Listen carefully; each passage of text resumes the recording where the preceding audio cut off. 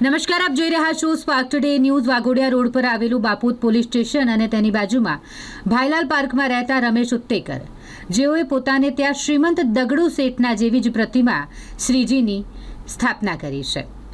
અહીં પુણેમાં આવેલ શ્રીમંત દગડુ શેઠના જેવી જ પ્રતિમાની સ્થાપના કરવામાં આવી છે। ખૂબ જ સુંદર ત્યાં જેવું જ મંદિર તૈયાર કરવામાં આવ્યું છે। દર વર્ષે અલગ અલગ થીમ પર તેઓ બાપાને બિરાજમાન કરે છે અને આ વર્ષે રમેશભાઈ ઉત્તેકર અને પરિવાર દ્વારા શ્રીમંત દગડુ શેઠ જેવી બાપાની પ્રતિમા સ્થાપના કરી છે।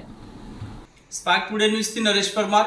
વડોદરા શહેરની અંદર અત્યારે ગણેશ મહોત્સવને લઈ અને ગલીએ ગલીએ ગણપતિ બાપાને બિરાજમાન કરી અને ગણેશ મંડળો આજે ખૂબ જ મોટી સંખ્યામાં વડોદરા શહેરના અલગ અલગ ખૂણે અલગ અલગ થીમો લઈ અને ગણપતિ બાપાને ઉજવણી કરી રહ્યા હોય ત્યારે આજે સ્પાર્ક ટુડે ન્યૂઝ તરફથી પણ વડોદરા શહેર માટે એક સુંદર આયોજન કરવામાં આવ્યું છે।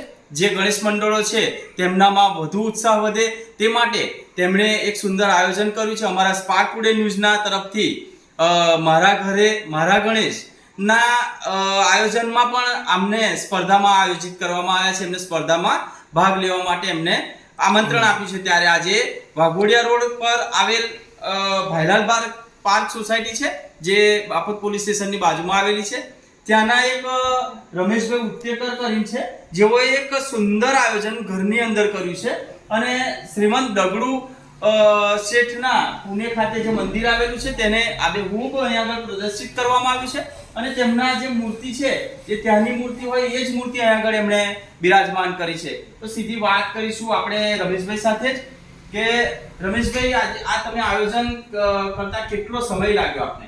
મને આયોજન કરતા 1 મહિનો લાગ્યો। હા, 1 મહિનાથી કામ કરું છું અને હવે પૂરું થયું। આ કેવી રીતે વિચાર આવ્યો તમને?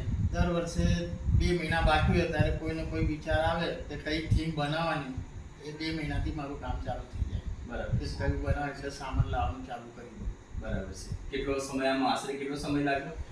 આશરે 1 થી 28 દિવસ થયા। 1 મહિનાથી 30 થી 28 દિવસ થયા। બરાબર છે। આપની આ ભક્તિ અને આપ દર્શકોને સ્પાર્ક ટુડે ન્યૂઝ તરફથી શું કહેવા માંગશો? સ્પાર્ક ટુડેથી મેં દર વર્ષે એમના અભિનંદન આપું છું। દર વર્ષે એમને મેસેજ આપું છું, એ મારું બતાડે છે એટલે મેં એમને આભારી છું। અને સ્પાર્ક ટુડે ન્યૂઝ તો દરેક માટે હરહંમેશ તત્પર હોય છે। આજે આપણે ત્યાં પણ પધાર્યા છે। આપણે સ્પાર્ક ટુડે ન્યૂઝના માધ્યમથી દર્શકોને શું કહેશો તમે? બસ આવી જ રીતે આવો ઉત્સાહ બનાવતા રહો, આવી થીમ બનાવતા રહો, એટલે તમારે સ્પાર્ક ટુડે ન્યૂઝ વાળા તમારા ત્યાં ઘરે આવીને તમારું થીમ બતાડતા જશે અને વડોદરા શહેરમાં એક નવી એ મળશે। તો દર્શક મિત્રોને ખાસ જણાવવાનું કે ઘરે પણ ગણપતિ મૂક્યા હોય ને એમાં આપણે કોઈ એવી સમાજને કોઈ મદદરૂપ થઈએ કાં તો સમાજને કોઈ સંદેશ આપી રહ્યા હોય એવી કોઈ થીમ જો તૈયાર કરી હોય તો આપ સ્પાર્ક ટુડે ન્યૂઝનો સંપર્ક કરી શકો છો અને જે અત્યારે મહાસ્પર્ધા આયોજિત કરવામાં આવી છે તેમાં ભાગ લઈ શકો છો। સ્પાર્ક ટુડે ન્યૂઝથી નરેશ પરમાર।